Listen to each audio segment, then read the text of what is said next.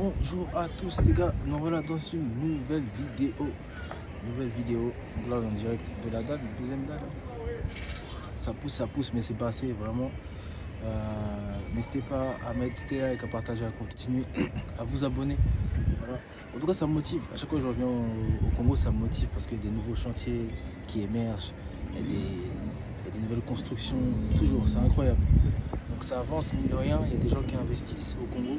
Donc quand je reviens, ça me donne encore plus la niaque, la motivation pour bosser, que ce soit en Occident, 2 fois, 3 fois plus, faire encore plus d'argent pour venir ici investir et mettre en place des projets.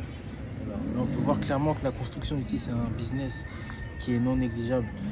Dans une prochaine vidéo, on va essayer de voir ensemble tous les business qui tournent autour de la construction et qui pourraient devenir une source de revenus très intéressante ici au pays. Tout ce qui est lié à la construction, on verra ça en détail, que ce soit les étais, camions citernes, les échafaudages, tout ça. Donc voilà, il y a toujours des besoins essentiels qui reviennent très souvent dans la construction. Et si vous avez la possibilité d'acheter quelque chose qui est lié à cette industrie, enfin à ce business, forcément vous allez toujours avoir une rente. Et aussi une erreur qu'il ne faudrait pas commettre quand vous vous lancez dans un projet notamment lié à la construction, c'est de ne pas développer une rente sur le côté en même temps. Parce qu'il faut savoir que ça demande énormément d'argent. Vous voyez, c'est quand vous construisez avec vos fonds propres et que ce n'est pas à crédit, parce que admettons si vous savez que la construction va vous coûter 70 80 000 euros, vous prenez un crédit de 85 000 euros et normalement c'est bon, vous êtes dans les coûts. Mais lorsque vous êtes sur des fonds propres, vous n'avez pas forcément tout de suite la totalité et donc du coup vous allez au fur et à mesure et dès que l'argent s'épuise, bim, vous devez attendre 1 an, 2 ans, 3 ans et c'est pour ça qu'on se retrouve en Afrique avec énormément de bâtiments inachevés. Donc voilà. Donc n'hésitez pas à développer des rentes à côté. Ça c'est une erreur que j'ai faite, à ne pas développer une rente, que ce soit même quelque chose qui va apporter 100 000, 150 000, 200 000 par mois, histoire de vous soulager. Parce que quand vous faites que dépenser, sortir de l'argent tout le temps et qu'il n'y a rien qui rentre, à un moment donné ça pèse et voilà. Et parce que surtout on a tendance à sous-estimer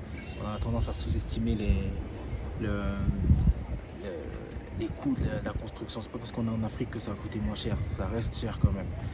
Donc voilà, on voit le pont, il est juste derrière, très belle vue. Donc le jour où les appartements ici seront finis, les appartements qui seront au 2e, 3e niveau, vraiment ils auront une super vue avec le pont. Donc ce sera une très grosse plus-value. Donc ça c'est vraiment bien. C'est vraiment super cool.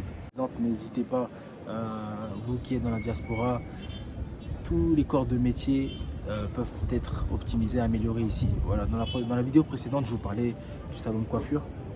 Parce que réellement ici, je pense qu'il y a vraiment quelque chose à faire, dans le sens où mon objectif est de rehausser les standards de la coiffure en termes de normes d'hygiène, de service, de communication, de rehausser les standards et faire en sorte qu'on donne beaucoup plus de valeur à ce métier-là. Surtout qu'ici, il y a une vraie culture autour du cheveu. Vous voyez, tout le monde est toujours bien coiffé, des contours. C'est vraiment important ici au Congo d'être bien coiffé, d'être propre sur soi. Donc il y a vraiment quelque chose à faire ici en Afrique et notamment au Congo. Donc peu importe votre domaine, même si vous faites de la plomberie, électricité, il y aura toujours des besoins ici, que ce soit en termes de formation, parce que souvent ce qu'on fait ici malheureusement c'est pas abouti, c'est bâclé, c'est pas bien fini, c'est pas bien terminé.